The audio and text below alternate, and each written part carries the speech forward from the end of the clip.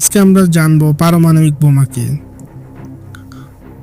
পরমাণুর ভেতরে নিউক্লিয়াসে বিভাজন বা ফিউশন প্রক্রিয়ার অ্যানিমেশন।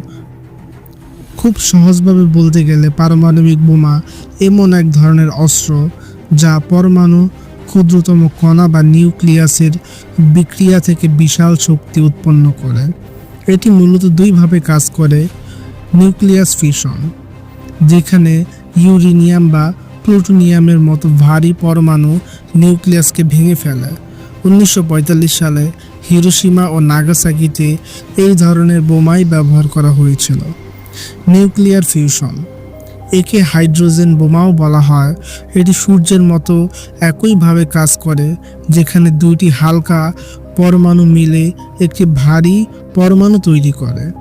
এটি ফিশন বোমার চেয়েও হাজার গুণ বেশি শক্তিশালী হতে পারে। কেন পরমাণু শক্তিধর দেশগুলো এত শক্তিশালী? এখন প্রশ্ন, কেমন পারমাণবিক বোমা থাকলে একটি দেশে এত ক্ষমতাবান হয়ে ওঠে? এর প্রধান কারণ ডিটারেন্স বা পরমাণু নিবৃত্তিকরণ। আক্রমণ থেকে সুরক্ষা।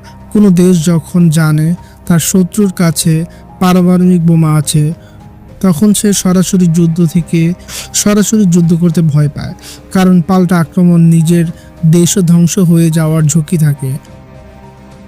ছোট বা দুর্বল দেশগুলো অনেক সময় এই অস্ত্রের মাধ্যমে নিজেদের অস্তিত্ব টিকিয়ে রাখার গ্যারান্টি পায়। তবে এর নেতিবাচক দিক হলো একে বিশ্বজুড়ে অস্ত্রের সহযোগিতা বেড়ে যায়।